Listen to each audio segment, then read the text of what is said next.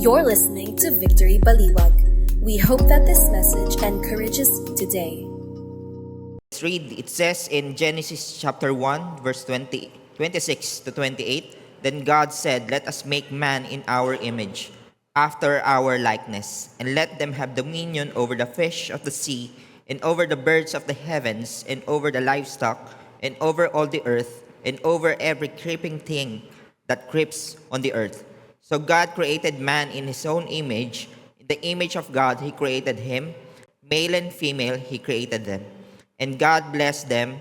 And God said to them, Be fruitful and multiply and fill the earth and subdue it, and have dominion over the fish of the sea, and over the birds of the heavens, and over every living thing that moves on the earth. Let's pray. Father God, we thank you for once again gathering us into this place to honor you with our eyes, our ears, as we ask of you a lot of questions, Father God. We pray that you will answer. We pray that to the Holy Spirit that to indwell in us. Open our ears to hear and our eyes to see as we venture to this theme of your plan. Father God, we thank you. We lift you up. In Jesus' name we pray. Amen and amen. You may now take your seats. And so magandang umaga po sa atin lahat. And maganda po ba ang umaga nyo? Ayan, medyo makulimlim, tama ba? So, para sa akin, sa tulad ko na mahilig sa makulimlim ng panahon, maganda yan para sa akin. So, kasi hindi mainit. Ayan, so, and again, for those who doesn't know me, I'm John, one of your full-time ministers here at Victory Baliwag. And kung bago po kayo dito, you are very much welcome.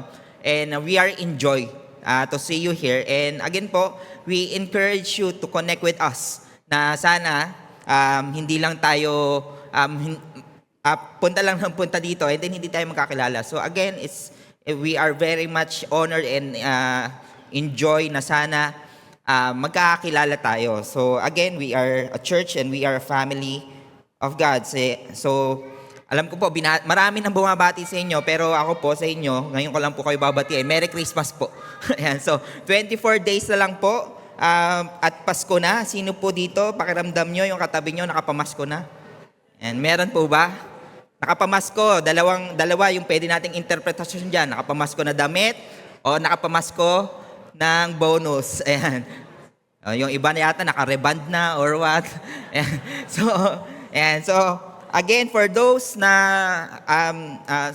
in others context, kapag po December at papasok na, and this is the time na nagbibilihan na ng gifts, nagbibilihan visiting, nagpaplano na ng vacation or anything, nagpaplano na ng lulutuin.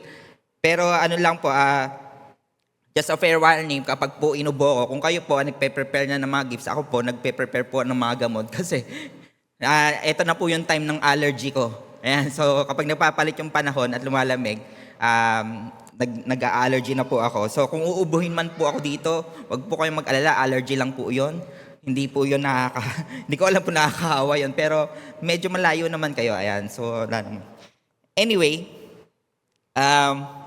much have been said. So we have read from Genesis 1 verses 26 to 28, and we are down to our last theme for this series. So we are still in this series called Master's Plan. So alam naman natin lahat, and it's no secret na 3 weeks na natin pinag-uusapan, and I hope that by this time, yung mga question natin revolving the plan of God, the original plan of God, has already been answered. Unang-una, syempre, yung question na, plinano ba ni God na magkaroon ng kasalanan ng tao? Kasi, di ba, we all believe, we have talked about the character of God, of Him being omnipresent, omnipotent, all-powerful, unchanging. He has planned everything, He knows everything. And yet, humanity fell. Plinano ba niya yon? So of course, the question is no. And we have talked about yan, pinag-usapan na natin yan week 1 pa lang. And as we venture to this verses, baka nga malapit nyo na rin siya makabisado kasi week 1 pa lang, ito na yung verse natin. Tama ba? Verses 26 to 28. And when we are talking about the Master's Plan, Three things yung nag-focus tayo dyan. Diyan galing yung theme natin. So most probably it will be found on verse 28. That is, be fruitful and multiply. We talk about the original plan of God na yung multiplication, both biologically and spiritually, is not a result of sin, but rather it's a part of God's plan. So it answers the question, kung hindi nag-fall ang humanity, nandito ka pa rin ba? So just a wild imagination and a wise guess based on the scripture, of course nandito pa rin tayo. But in the absence of sin. Pero again, baka maubos yung buhay natin. Kakaisip kung ganun ba, mas fitting yata sa atin na mag-dwell na lang sa kung ano yung sinasabi ng scripture. That is very explicit, yung explicit na sinasabi ng scripture. So, week 2, last week, we talked about subduing the earth.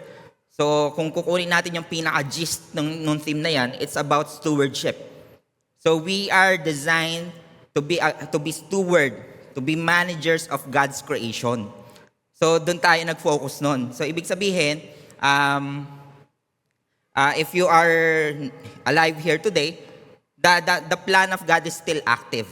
It's just nagkaroon lang siya ng shift dahil nag-fall yung humanity. Pero again, the gospel seems like a resume button na bumabalik tayo dun sa original plan ni God.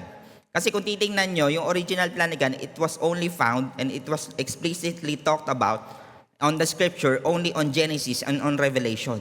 And then the rest in the middle talks about salvation.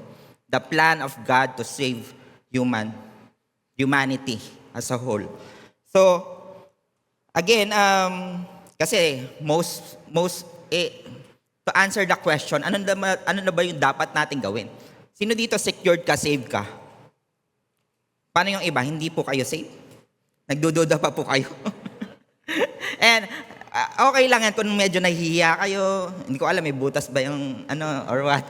Pero again, okay lang yan na medyo nahihiya kayo. Pero I hope that in your heart, you truly believe that you are saved. That once you accept Jesus as your Lord and Savior, you are very much sure and secure that you are saved. Kahit na hindi naman yan sa pagtataas ng kamay. Pero again, I hope that we come to a point that we are so secured of our salvation na ang question na natin kay Lord, Lord, ano na yung gagawin ko? Habang wala pa ako sa heaven, habang hindi mo pa ako tinatawag, umuwi, ano ba yung gagawin ko dito sa mundo na to? And again, hindi naman po sekreto yun. It's for us to partake on the plan of God. To partake. Naaalala ko nga yung alam naman natin, halos wala naman tayong ambag doon sa plano ni Lord kasi He's perfect, it's perfect, He's all-powerful. Bakit pa niya tayo tinatawag? Naalala ko yung kwento na kung saan may nagkwento sa akin, yung anak daw niya, mahilig daw siyang tulungan sa paglilinis ng sasakyan. Na imbis na malinis yung sasakyan, lalo lang dumudumi. Alam niyo yun, naglilinis ka ng sasakyan, tapos may anak kang toddler, tumutulong, sinasawsaw sa putikan na gano'n yung basahan, tapos gaganunin yung kotse, nagagasgas pa.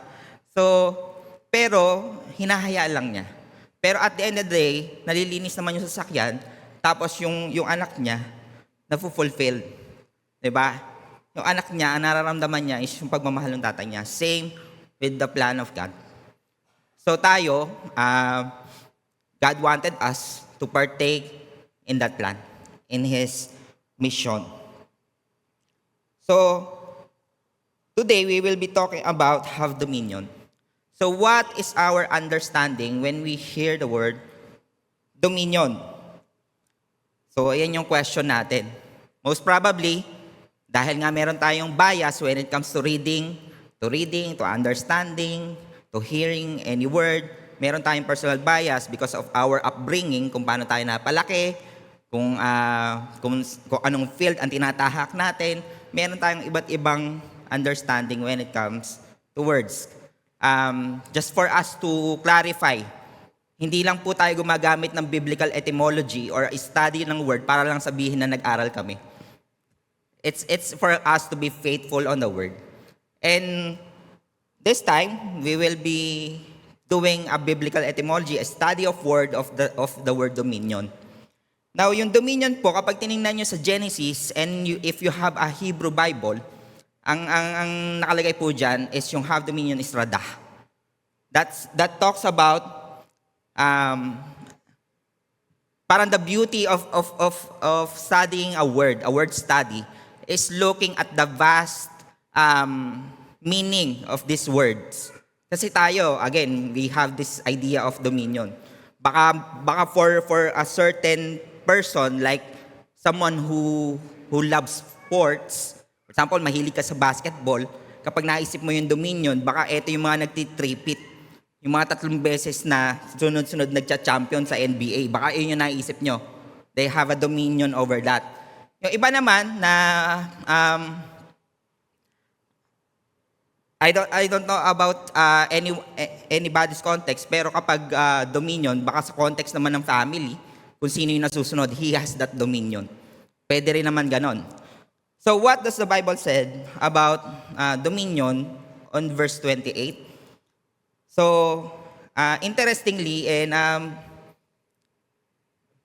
beautifully said on this word study, yung una, it talks about rulership, dominating, direct, lead, so anything na kung bakit po maraming ibig sabihin yan, kasi it really encapsulates what the author is saying on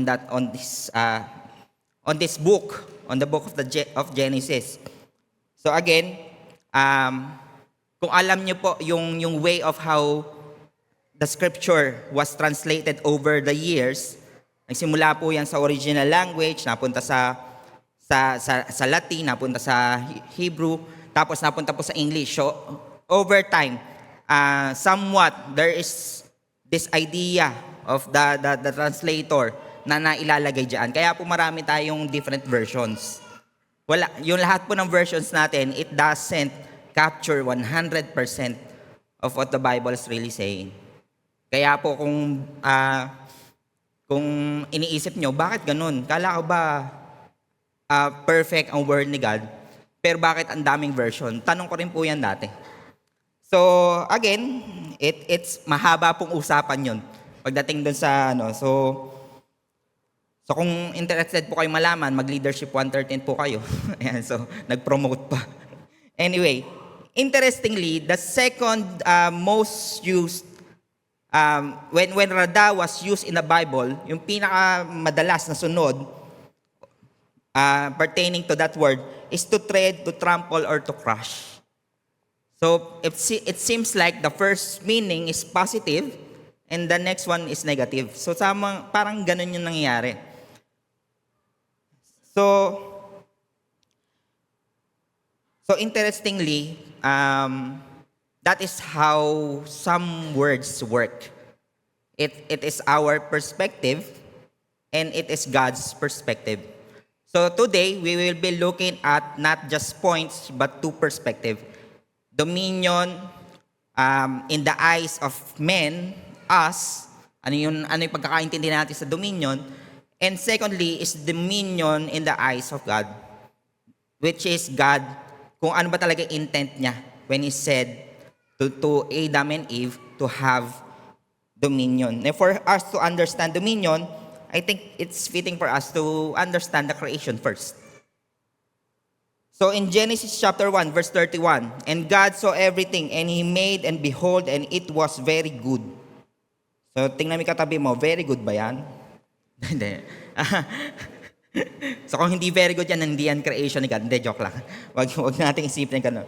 So, ang sabi, ang pagtukoy ng Genesis dun sa creation ni God, after everything was made, it is very good.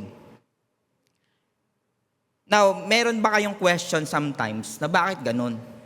Bakit pa create ni God yung humans to rule, to subdue, to dominate a perfect creation? A creation that is in harmony. A creation that is self-sufficient. Bakit? Diba? So, minsan ganun yung inisip natin. Well, some of which I hate to break this idea, pero the word perfect in Genesis 1 was never mentioned. It was never explicitly said. So, pwede na tayong lumayo doon sa idea na perfect ang creation at that time. Well, we can say that it was complete, it is functional, it is aligned with God's purpose. That is why it is very good. But again, it doesn't cancel the idea that it is meant to grow. It is meant to flourish. It is meant to, it is incapable to change. It is not imminent like God. Si God kasi imminent siya. Hindi siya nagbabago, but the creation is created to change. And on Genesis 3, alam naman natin kung ano yung nangyari. Diba? So, for God knows that when you eat, ito yung binigay ni God kay Adam and Eve. When you eat it, your eyes will be opened and you will be like God, knowing good and evil. In verse 7, talon kayo, skip natin yung 6, so pwede naman natin daanan yan. Then the eyes of both were opened and they knew that they were naked, and they sewed fig leaves together and made themselves loincloths. So, the design of God, or the plan of God, is for us to be in harmony with creation. For us to be the image bearer of God. Because God Himself is a ruler. So, when sin entered, kung akala natin na sa atin lang merong epekto ang kasalanan, meron din po yung epekto sa creation. So, una, sa woman, in Genesis 3, verse 16, to the woman He said, I will surely multiply your pain in childbearing. In your pain, you shall bring forth children. So, kung titingnan natin yung original plan, childbearing was part of the original plan. Kasi ang sabi, bago magkaroon ng kasalanan, ang sabi, be fruitful and multiply. But, when sin entered, pain entered as well. Pain in childbearing. And pain in childbearing. In pain, you shall bring forth children. Not just pain, but your desire will be contrary to your husband. Was there ever a time na hindi kayo nag-agree in a certain subject? Meron ba? So it is no surprise kasi Genesis 3 pa lang sinabi na that your desire, women, that your desire will be contrary to your husband. So parang ang sabi ni Eva siguro at that time, ayoko na ng fig leaves. Gusto ko Chanel. Yan. So hindi ko alam eh. So, gusto ko Dior. Hindi ko alam eh. Pero it's just an idea na hindi na sila nakontento because of personal desires. And when it comes to Adam, ang sabi naman, because you have listened to the voice of your wife and have eaten to the tree of which I commanded you, you shall not eat of it. Cursed is the ground. So hard work entered. Kasi, again, work is part of the original plan. So if you are dreaming of not working in heaven, well, guess what? There's work. Because work is a blessing from God. Kasi sinabi na nga, di ba, be fruitful and multiply. Subdue. So that's work. Even before sin entered. So, but, when sin entered, the ground was cursed. Hard work was present. So, sabi pa nga, thorns and thistles, it shall bring forth for you. So, the upbringing or yung resulta ng creation, yung pagtatanim, and yung mga seed, hindi na lahat tutubo. Yung iba tutubo, it can be thorns. It can be something na hindi nagagamit. So, that is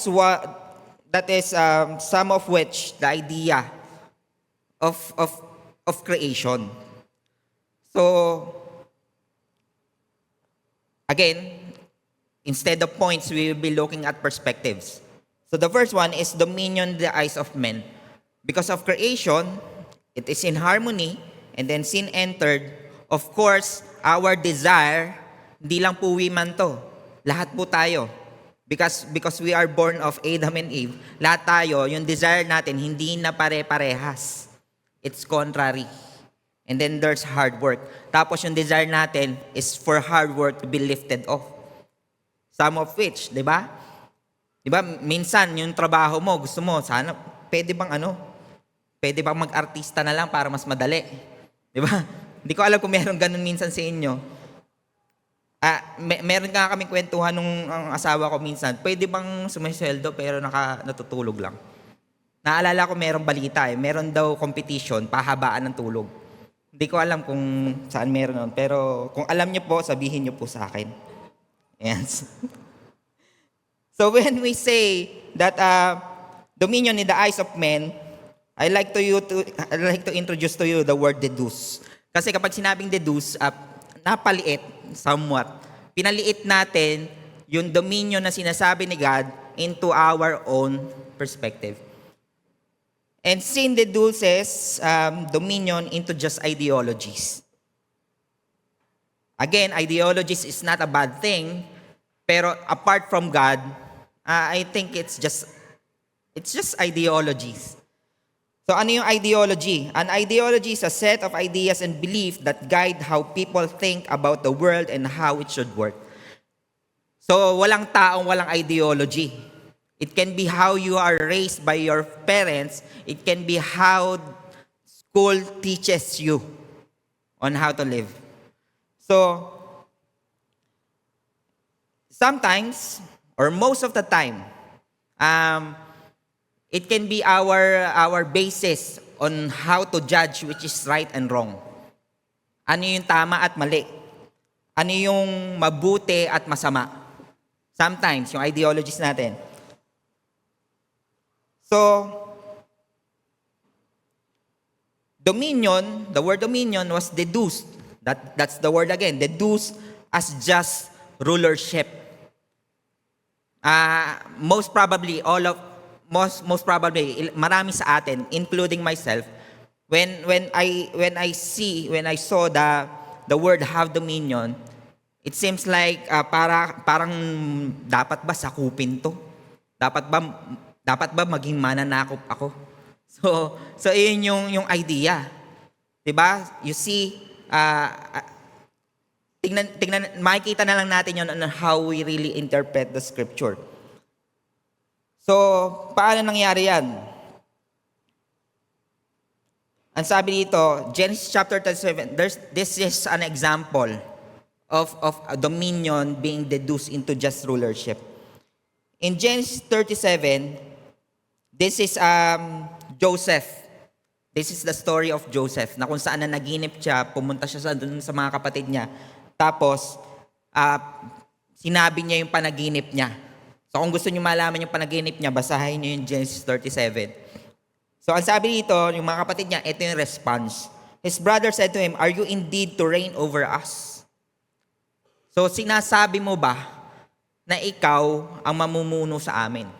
Ikaw ang mangunguna sa amin? Or are you indeed to rule over us? Now, if you look at it contextually and culturally, sila ay very much patriarchal. Tapos yung firstborn, sila yung sa kanila binibigay. Yung rulership sa isang pamilya. And we know Joseph is not the firstborn. So ganun na lang yung pagkakaano nila. And even David, di ba? Si David bago pa makita ni Samuel, pinadaan muna yung 6 niyang kapatid. Bago siya nakita. So, humans have this desire, has shifted the desire from them to be governed into self-governance. Yung sila na lang. And even us, kahit na somewhat we wanted to be governed, ang gusto natin, tayo yung namimili kung sino yung nag-govern sa atin. Tama ba? Gusto natin, yung gusto natin na nagro-rule, yung gusto natin. Ganun yung nangyayari. So, another example, when the time that Israel wanted a king. So, ang sabi dito, and he said to him, behold, you are old and your sons do not walk in your ways. So, this is the Israelite talking about the sons of Samuel na hindi nag-walk, hindi niya kagaya. So, medyo corrupt tong mga to. So, now appoint to us a king to judge us like all nations. So, medyo yung desire nila, alam niyo, may inggit na. Nagkaroon na ng inggit. So, kami, wala kaming hari, pero bakit yung ibang nation meron?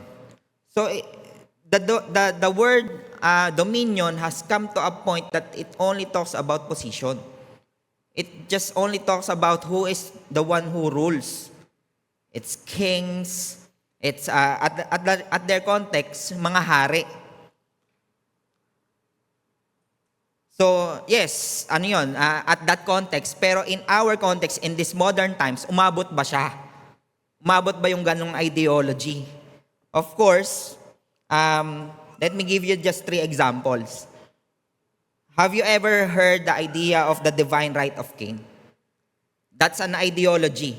Now, monarchy, somewhat, yung design, yung type of government na tinatawag na monarchy ay galing sa ideology na divine right of king. Yung monarchy, this is a government kung saan hari ang namumuno.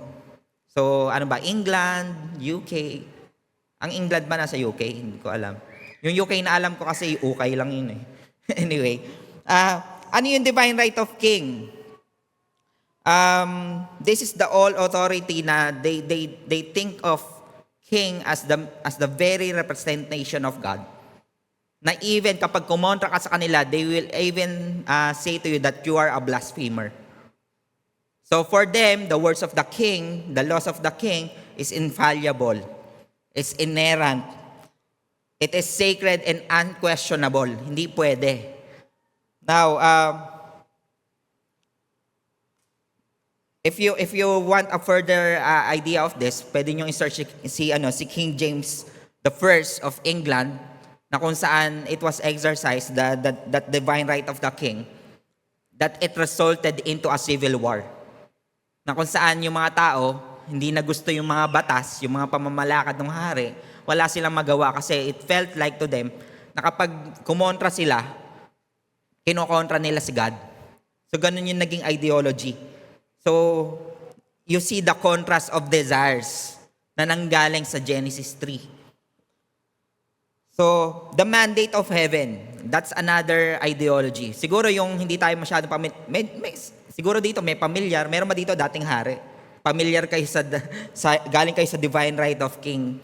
Yung isa naman, mandate of heaven. So this is, I think this is a Chinese ideology. Mga in-check, tama mo na lang ako, Christian. They have this ideology of mandate of heaven. Na kung saan, they are ruled by one family of ruler on the government, and the ruler is believed to be chosen by heaven based on moral values, based on how you live. So sa ating mga Kristiyano, it seems like you are chosen by God because of your works. So ganun yung ideology na to. So you have a moral responsibility to be good in front of these people, in front of the people na nagro-rule ka. And unlike the divine right of king, na bawal kumontra, dito naman pwede kang kontrahin. Pero again, it's from the people. And it seems like the people has this right to judge you, na pwede silang mag-deduce into this idea na, teka, iniwan ka na ng heaven. Baka yung mga gawain mo or yung rulership ay hindi na para sa'yo. So, maybe hindi tayo pamilyar doon sa unang dalawa, pero yung pangatlo, pamilyar na tayo dyan. That's democracy. It's what is very evident in our country. So yung democracy, the practice of democracy, the ideology of democracy begin on the 5th century. So the term democracy comes from the Greek word demos, which means people, and kratos means power. So kung naisip nyo na democracy, people, power, iyon po yun. So yung democracy comes from the Greek word, and obviously the English word is people, power. So alam naman natin, marami na sa atin ang buhay nung nangyari yun. So it's somewhat an idea or an ideology of the upbringing of the people na kung saan ine-exercise nila yung equal rights. Everyone has a say.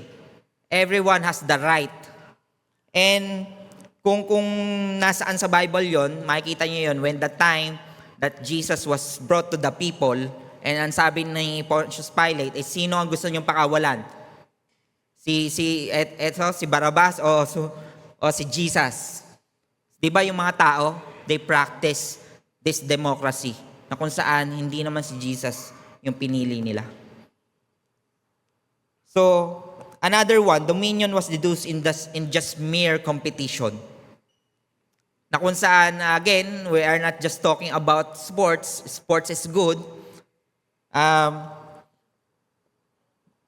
But if you are wondering kung apektado ba tayo ng competition, let me just give you an example. Are you familiar with planned obsolescence? Kapag sinabing planned obsolescence, this is a marketing strategy of companies na pinaplano nila na magpalit ka ng mga bagay-bagay. Now, if medyo babad ka sa Netflix, merong documentary doon na ang nakalagay, buy now, ano nga ba yun? Kalimutan ko yung subtitle, pero yung buy now, that exposes the conspiracy of how large companies subconsciously tell people na kailangan mo nang bumili. So, for us to understand better, in the history of light bulbs, ayan, light bulb. Alam niyo naman yung light bulb, di ba? Yung ilaw. So, in 1924, there's this group called Fabius Cartel na nag-meeting sila na teka, baguhin natin yung light bulb. Kasi yung light bulb na unang design natin, tumatagal ng 100 taon. Hindi nasisira. So yung mga tao, para magpalit sila ng light bulb, gawin natin yung lifespan ng light bulb at bawasan natin para kumita tayo. So kung hindi niyo pa nararamdaman yun, tingnan nyo na lang yung mga smartphone nyo. Dati ang mga smartphone is designed to be, yung battery niyan is designed to be replaced. But today, hindi na pwede. And some companies even purposely designing smartphones para kapag binuksan mo, masisira. So, let's talk about contrast of the original design. Na kung yung tagline dati ng mga companies is built to last, ngayon it's built to be replaced. And even clothing, tama ba? Mas matitibay ang mga hindi ko alam kung ilan yung sets of clothes nyo ngayon, pero it's more than what people are wearing before. So saan nagsimula yung competition? The closest thing that I could get is yung kay Cain tsaka kay Abel. Kasi ang sabi dito, you know the story? Iniisip ko bakit kaya kailangan pang mag-compete ni Cain at ni Cain? Dalawa na nga lang sila eh. Diba? Isipin mo, yung tao at that time, I don't know if marami sila, pero at that time, sila pa lang yung anak ni Eva at Adan. Na kung saan they have this access to God personally. Tapos dalawa lang sila. Tapos they have the all earth. Pero si Cain, ayaw niya na may favor si Abel. Kaya pinatay niya. Alam niyo yun, dalawa na nga lang kayo. Parang sa magkapatid yan. Naiintindihan ko pa yung sa magkapatid eh. Well, magkapatid naman sila. Pero at this context, yung magkapatid, di ba? Minsan dalawa na lang sila. Nag-aaway pa. Well, again, it's just dominion that was reduced into just competition. Dominion was reduced as just freedom. Freedom of oneself. Naalala ko nga itong quote na to, or a song, alam niyo itong kanta na to? Sabi niya, no right, no wrong, no rules for me, I'm free. Si Elsa yan sa Frozen. So gusto niyo, kantahin niyo. Pero again, this encapsulates our idea of dominion. Diba? Hindi na tayo minsan nagkakaroon ng, teka, Genesis sabi, have dominion. Paano ko gagawin to? Eh, sarili ko nga, hindi ko mag-govern ng maayos. And yet, in our context, in these modern times, yung dominion, diba? Ang daming tao pinaglalaban yung freedom nila. Na yung freedom nila, even come to a point na ang inilalaban nila is the right to choose of their genders. Tama ba? Pinanganak silang lalaki, pinaglalaban nila na, I want freedom. Gusto ko magpalit. Now, again, we hate the sin, but we love the sin. We love the sinners. Same as how God loves us. But again, it's still sin. And it was birthed from the idea that the dominion was just freedom. It's just freedom from rulership. Diba? Saan galing yung idea na yon? They don't know that idea just came from somewhere na sila mismo hindi nila alam. Iyon yung idea natin. Now, let us go to this dominion in the eyes of God. Ano ba talaga? That's the problem. It's just us. It's our freedom to define what dominion is. While God has explicitly said what dominion is sa atin. The first one is dominion is a blessing. It's not a secret. Kasi ang sabi sa Genesis 1 verse 28, and God blessed them. It's a blessing. So, paano naman siya naging blessing? In Psalm 8, verse 4 to 6, ang sabi, what is man that you are mindful of him? The psalmists have written this, being in awe. Na sino ba naman kami? Para bigyan mo ng ganito. And the son of man that you care for him, yet you have made him a little lower than the heavenly beings and crowned him with glory and honor. You have given him dominion over the works of your hand. So kung titingnan natin yung week 2, that's subdue. That's stewardship. We are not the original owner. But we have given, God has given us that creation to oversee, to manage, and have dominion. So blessing and dominion.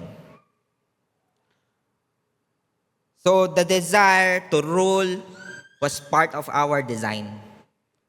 So as we were designed in the image of God, kasama po doon yung desire to rule. Kung papansin ninyo, at some point, there's a hint in your life na gusto mo masunod ka. Tama ba? I have this, naalala ko noon, may classmate ako na ayaw niya mag-lead ng mga groupings, ayaw niya sumagot sa klase, kasi ayaw daw niya maging leader.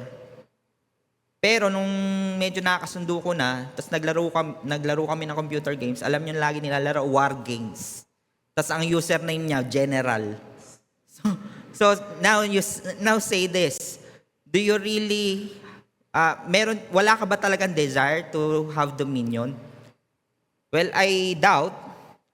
Kasi at some point, you wanted to have your own family. Tama ba? You wanted to have work, and in an unknown time, nasabi mo na rin na hintayin nyo lang. Pag ako nagkatrabaho, ako na yung masusunod. Somewhat, I'm not, hindi ko sinasabi to na lahat tayo, but some of us.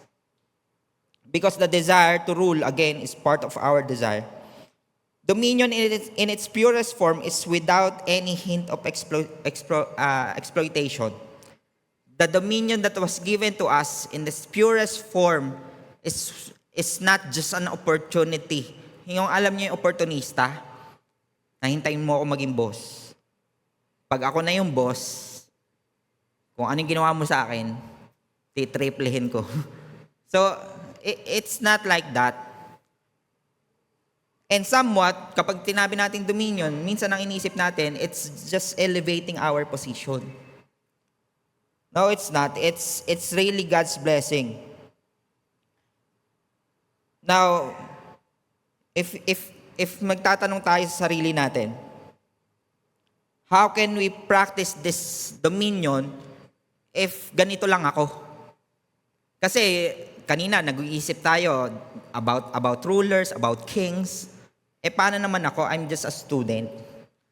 How can I be faithful to God's mandate in the creation mandate to have a dominion?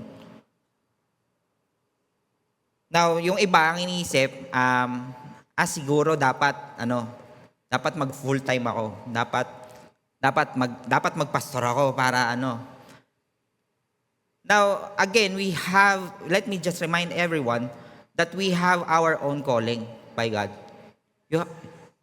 At your place right now, kung nasaan ka man, it is God that brought you there. So, we may or we may not understand kung bakit tayo nandito sa lugar na ito, but if we submit to the authority and rulership of God, and we know His character, His ever-loving character, we should exercise faith. It is not about anything na dapat everything is purely spiritual. But in what you are doing, it's not secular and versus spiritual. It's the spiritual in the secular. If you are teaching, that's a secular word. But have you ever thought of the time na God, how can I have dominion in this setting? If you are just working in a restaurant, I don't know if baka nga hindi pa manager. How, as a Christian, how can I practice having dominion? Now, again, hindi naman yung sikreto, makikita naman natin yung sa Bible, that the dominion that God blesses us talks about, at this context, about servant leadership. Kung titingnan nyo yung creation, hindi naman sinabi na gamitin nyo yung creation sa kung ano lang yung gusto nyo. Yes, part of it is to enjoy the creation, but part of it is to take care of it. So in this time, in this context, how can you have dominion? In that context, of course, it's to serve. So ang sabi sa Matthew 20 verse 28, even as the Son of Man came not to be served, but to serve and to give His life for the ransom of many. Even Jesus, who has every right to dominate, to rule, is the King of Kings, is the Lord of Lords, came down not to exercise the dominion that we know, but the dominion in His eyes, and that is serving. So alam ko nakita nyo na to, the missional diagram. Now, there's a thin line between what the Bible saying dominion and the dominion theology. Baka kasi mag-search kayo, linawin na natin. The dominion theology talks about Christians should lead. Now, it's somewhat unbiblical for me. Now, it's hindi mali to desire leadership. For you to desire na tumakbo ka kasi mas makapag-share ka ng gospel, hindi siya mali. Pero, again, God sees the heart. Our mandate is for us to go forth and make disciple. And if you are called into a certain position, then it is a bonus. Hindi tayo primarily after a position. You can be faithful to the Word of God, be a servant leader, even not positionally, na kahit wala kang posisyon. But if we look at this, yung campus seems like it's spiritually multiplying. Parang galing sa Genesis 28 to eh. Kung mag-i-infer tayo ng idea natin. Sa campus, we can see that hindi man natin sila anak, but we can spiritually adopt. So we can be fruitful and multiply, be faithful to that mandate when we go to the campus. That is why we are going to the campus. And sabi naman, subdue. That means to be a good steward of. May marketplace dyan, no? So I think, yung pinag-usapan natin kaninang planned obsolescence, it's not, ang ano lang nun, ang gusto lang ng mga taong gumagawa nun is kumita. Pero if you are following the mandate of God to subdue and be a good steward of the creation, you will go to the marketplace. You will work in this idea of serving the people rightfully. Naalala ko lang bigla, yun sa documentary. Dapat daw, ang sabi, kapag daw nagmamanufacture ka ng isang product, dapat yung end of life ng product mo iniisip mo rin. Kasi naalala ko meron time doon, nung documentary. Ano lang to, commercial May documentary doon, yung sirang monitor, nilagyan niya ng tracker kung saan napupunta. Kasi ang sabi daw, throwing away, yung word na away, saan daw napupunta yun. Kasi na-imagine nyo, naisip nyo na ba, yung mga tinatapon yung bagay kung saan napupunta. Now he's somewhere in the western part of the earth, pero yung basura niya ended up in Thailand. Na kung saan, pinuntahan niya, ang ginagawa nila, dinudurog nila. Tapos, naglalabas siya ng harmful chemical and yung mga tao doon yung sumasalo nun. So, do you think it's a faithful way for us to subdue? I think not. So, they even says na yung mga recyclable, yung mga recycle, if you have this ideology of environmentalist, ang iisipin mo, mag-recycle na lang tayo. Well, that's a good thing, pero if there's an expert na pumunta doon sa market, tapos inisa-isa niya na eto, lahat ng product na to, na nagsasabi, those product, only 10% yung totoo. Yung 90% doon, wala lang, logo lang yun. Anyway, baka masyado na kayong maging interested. Look at that documentary in the biblical sense. Kung na-curious lang kayo. Anyway, in government, that's having dominion. And in the top, it's us. It's the church. And as we come down to a line of close, it says in Revelation chapter 21, "Then I saw a new heaven and a new earth, for the first heaven and the first earth passed away, and there is no longer any sea." So the new heaven and the new earth was the resume button.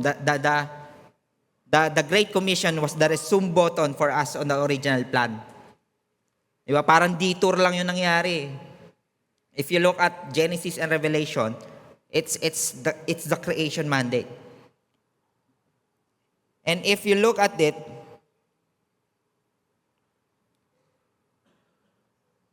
Jesus' kingdom will not be expanded by conquest. We are not hindi na tayo sasakop ng mga kaharian. We are not going to battle it out with swords and shields anymore. But it's spiritually by the gospel. We will not win wars, but we will win souls. It's that idea. Now, if you look at the upside down kingdom of God,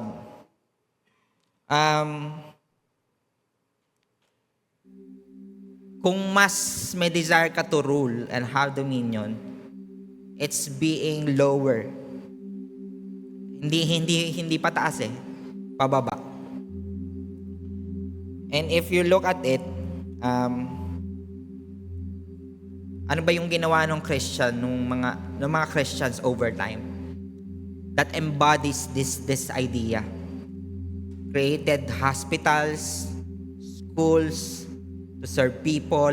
Kung pansinin niyo yung mga oldest schools and hospitals named after, pinakamadami yata, St. Peter. Yung St. Peter na alam natin,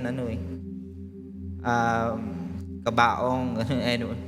Pero yung St. Peter sa iba, all around the world, it's schools, it's hospitals. And yes, hindi natin magagawa ngayon yun kung if you are talking about your individual selves. But how can we start? How can we practice dominion from where I am right now? That's the challenge. It's service. It's leading people. Kung hindi naman tayo transactional lang na kapag binigkas mo sa kanila yung gospel, ayun na yun. Yes, it can plant a seed. But if you want to be a much faithful servant, just like the master, you will serve. And as we, again, brought this to a close, let me just invite everyone to stand. And as we come to a time of prayer, let me just remind you on John chapter 13, verse 12 to 14. This is the time when Jesus washed the feet of the disciples. He took off his garment, his outer garment, washed the disciples' feet with a towel, and put on his outer garments and resumed in his place. He has the dominion. Tinanggal ba niya yung dominion niya? Hindi. The dominion was practiced all along. Even he removed his outer garment that symbolizes authority. Authority, and then there was a time na binalik niya yung authority na yun. And ang sabi niya, do you understand what I have done? Do we understand what Jesus had done? You call me teacher and Lord, and you are right, for I am. So if I then, your Lord and teacher, have washed your feet, you also ought to wash each other's feet. The dominion that we know, yes, it's serving, it's wherever God is putting you, but with the heart to serve. If you are called to lead in a certain position, government, company, work, school, or anything, then you are called to that. But remember, again, it's the Great Commission. We started with the Great Commission on week 1. We will be ending with Great Commission on this concluding theme. Basahin ko lang din, then when we pray, then we will pray. Matthew 28 verse 18 to 20. And Jesus came and said to them, all authority in heaven and on earth has given to me. Go therefore and make disciples of all nations, baptizing them in the name of the Father, of the Son, and the Holy Spirit, teaching them to observe all that I have commanded you. All that I have commanded you, even in the creation mandate, to be fruitful and multiply, to subdue and have dominion. And behold, I am with you always to the ends of the earth. So let us pray.